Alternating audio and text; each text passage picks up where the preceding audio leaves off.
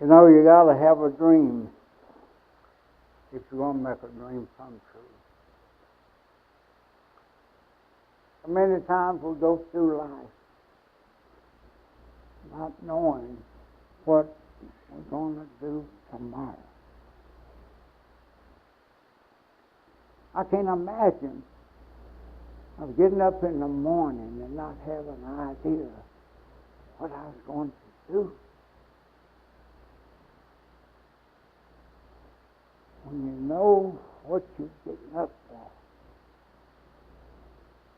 and you know what you're going to do that day, what you've got planned that day, it's a game. It becomes fun. You spend too much time at work to not make it fun. You know, we are all the sum total of our thoughts. You are this moment where your thoughts of yesterday have brought you, and you're going to be tomorrow where your thoughts of today take you. You are a victim of what you allow to occupy your mind.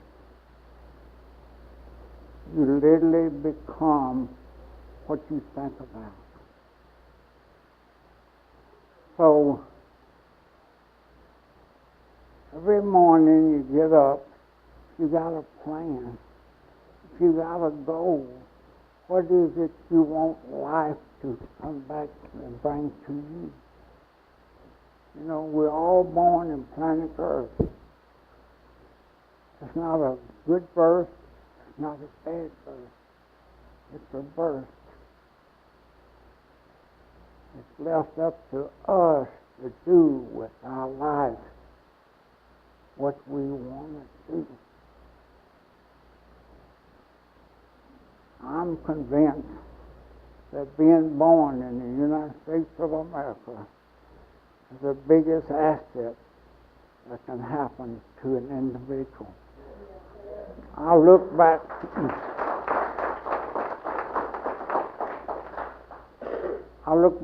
at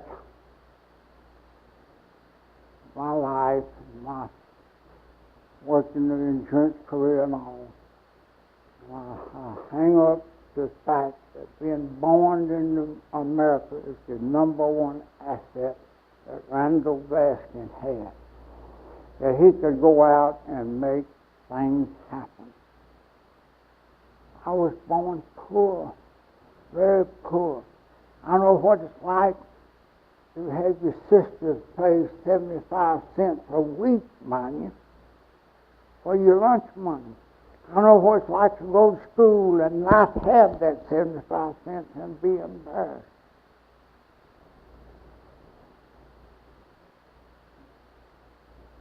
Insurance business.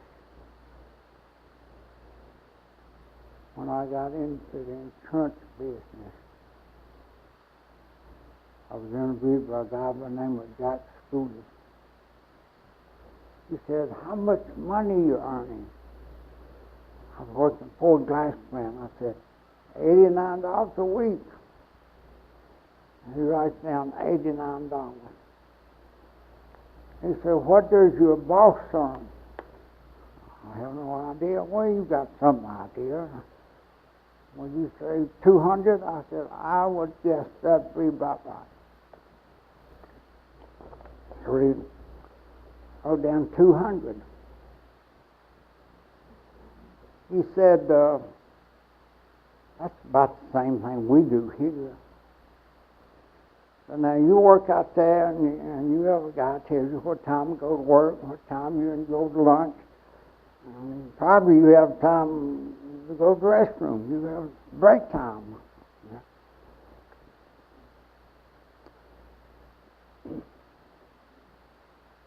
Can't you think what time you get up and go to work? And what time you get hungry? You know. we do the same thing, but you do your own thinking. You don't have somebody tell you. You think for yourself. What's the good thing about it is you get both checks.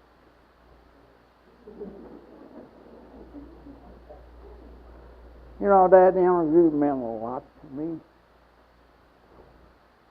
I went out there in the field, and I said, I've got to get both checks. And if I can get both checks, I got to do my own thinking. I've got to manage my time. Time is the great equalizer. It's how we use our time that separates us, that makes the difference. Are you satisfied at this point with how you use your time? Could you use your time a little better? Could you plan your work and work your plan and get excited about what you're doing? The great field of service of insurance and health care providing is one of the greatest fields you can be in. You decide how much money you want to earn. And you go out there and you render that service. If you need more money, you render more service. And when these people use this insurance, and they call you up, they write you a letter, and they tell you, I don't know what I would have done if it hadn't have been for you. If you hadn't have had the professional knowledge to have convinced me that day to buy you a plan of insurance, what would I have done? I'll never forget Hugh Hackett up at Carthage, Tennessee. It was a tough sale. And it wasn't long I get a bunch of claim checks in. And I go back and I couldn't find them. They wasn't living where they lived. And I kept asking and finally I found out that he had died and she had moved to town.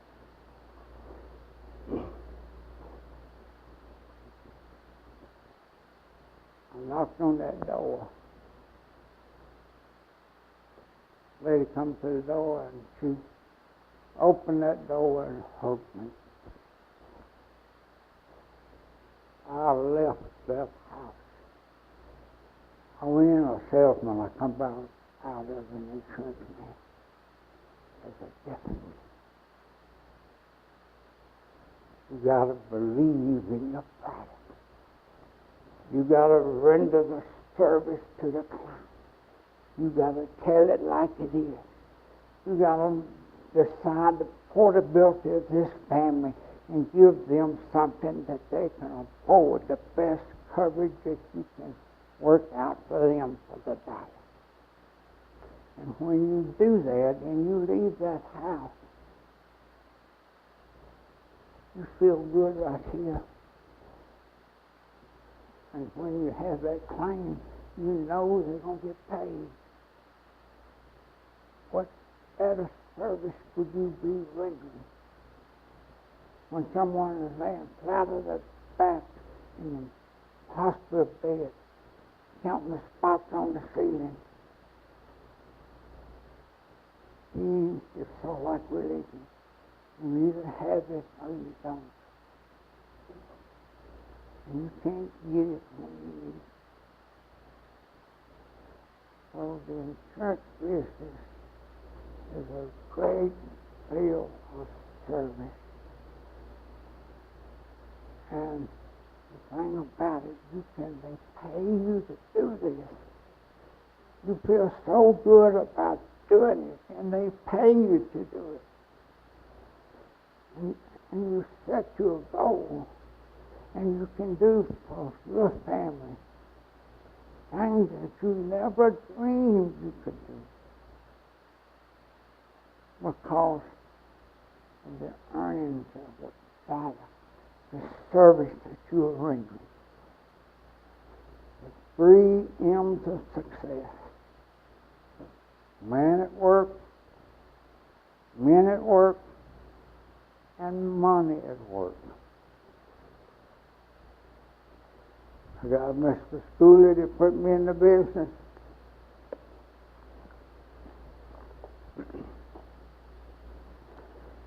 He brought me my first renewal check. I was working in Lawrenceburg, Tennessee. $75. He said, son, this is money you got from home that you didn't write for. I said, I happen to know you're earning more money than you've ever earned in your life. I know you don't need this money. And you're going to get another next month, it's going to be bigger, and bigger, and bigger. He said, you put this, you go down and you open up an account. This is he had a beautiful handwriting, a very special account. This is a no-touch account. Now, next month you get that one, you put it in there. You have that money working for you. It works for you while you sleep. I thought it went in this ear and out this one. Some reason, I had not cashed that check. Next month it was $103. I'm an accountant, counting my money, and Jack had a pretty good idea. That's not a bad idea. And I took those 2 checks and went down to Philadelphia Federal and opened up a savings account. And then the next month, I put that one in there. First thing that we got up to $500, $600, $700. And then I got what we call front money.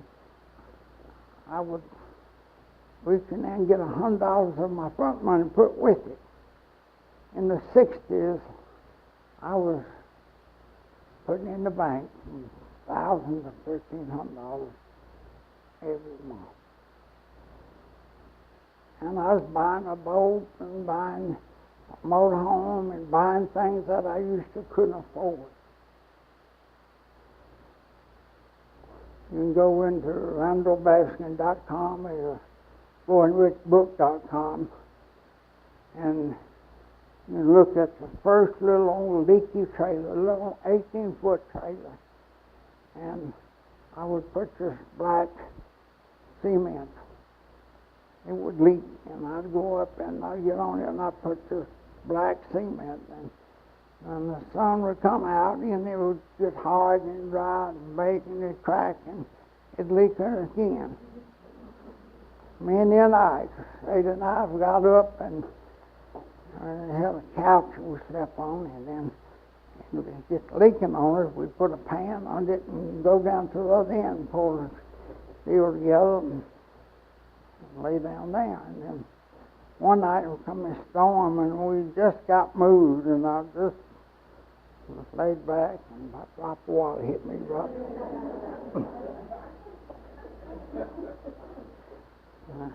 If you look at this picture, you'll see a little 4-room house. And I finally took that little trailer and built 2 rooms on the front and built a shed over it. You know, I dried it up a little bit. I got tired of being leaked on. You know, you have those great memories.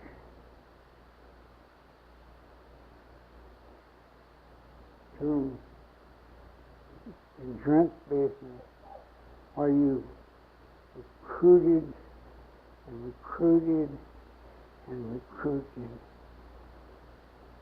And you've seen a number of guys become wealthy working, representing you.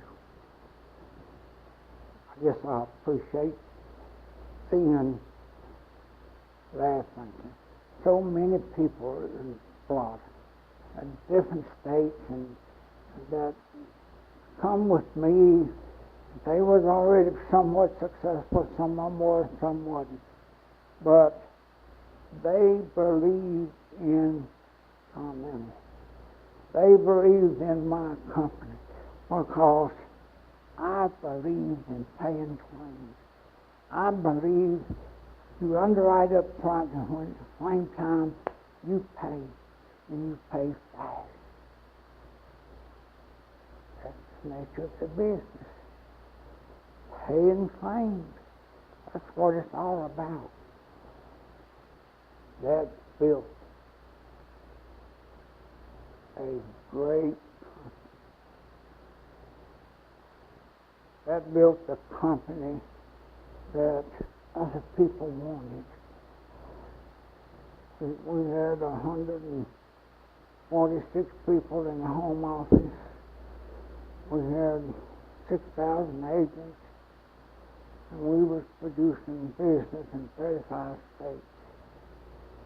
When Genworth Financial come along and decided they wanted my company, and they wanted it more than I wanted to keep it.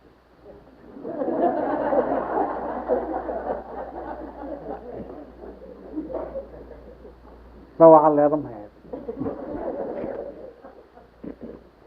But I've still been interested in all the agents, and I still, when I go to different states,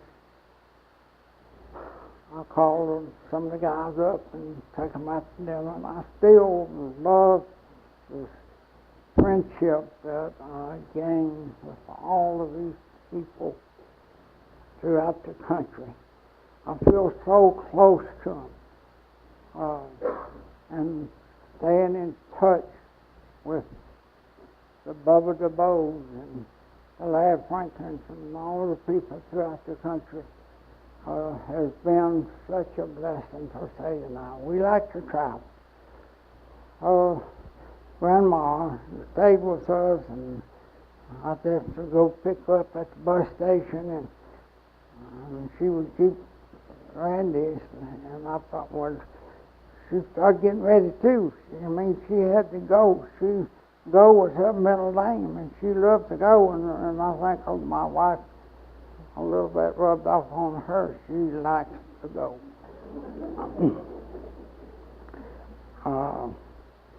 And having condos at different places and pre-built motor coach, we go. And we just recently bought a place in Naples where the parked the coach from Pelican Lake, and it's a beautiful surroundings and the most beautiful people there. We spent a little over a month there and just living it up, taking it easy, doing the things that I like to do. And you gotta be careful what you say you won't do and you will do. I can remember selling insurance up in Carthage, Tennessee. There'd been some old guys sitting out in the court around the courthouse squiddling. I used to look at them and I said, man, if I didn't have any more to do than that. I believe I'd go pick with the chickens. And I've had to eat those words. So we have Tennessee walking horses, and we're lucky enough to have the 202 World Grand Champion. We got a 15-2 World Grand Champion, Mr. Heisman, last year. And I found myself with a sharp knife or quill. And 5-6 years ago, this lady kept asking me to make her a cedar spoon. So I never made a cedar spoon, but I whittled her out a cedar spoon and made it real slick. Oh, she loved it, and then the other women thought they wanted one. I think I'm on number 544, something like that. That's what I do. Everybody wants to see the spoon.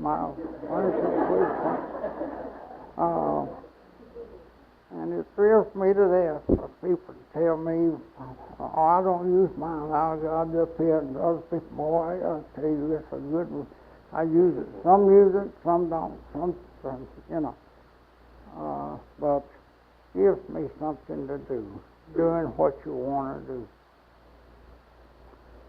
Insurance business, you can make things happen. You can win trips. You know, I think I've been to Hawaii 7 times. I paid for 1 time. I've been all over the country, in different places, for free. This lady right here has chaperoned us a number of times, in Nassau and so forth. Why else can you go to work and win a trip, earn as much money as you really want to earn?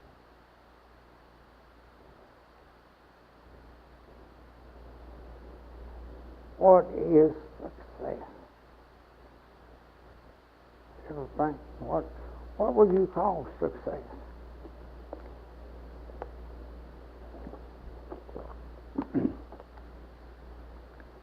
I like Earl Nightingale's definition. It's doing a predetermined thing that you decide to do deliberately and do a good job of it.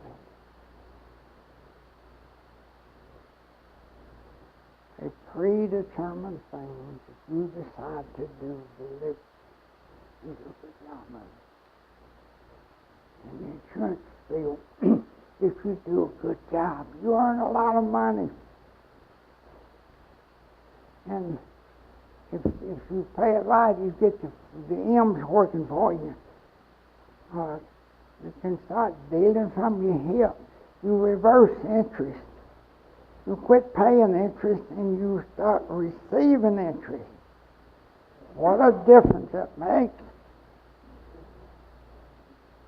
You know, when I retired, Tony Light worked for me, had all this money from Genworth. He said,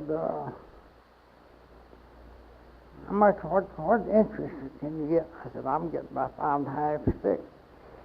He calculated, he's good with numbers, he calculated. He said, do you realize that you're going to earn $18,000 a day?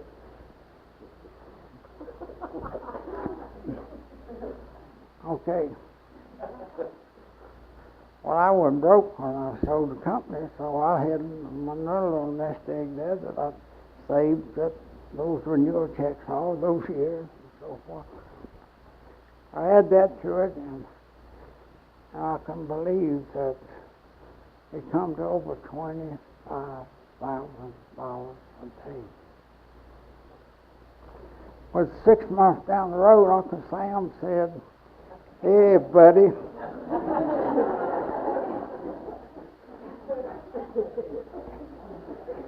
we like you.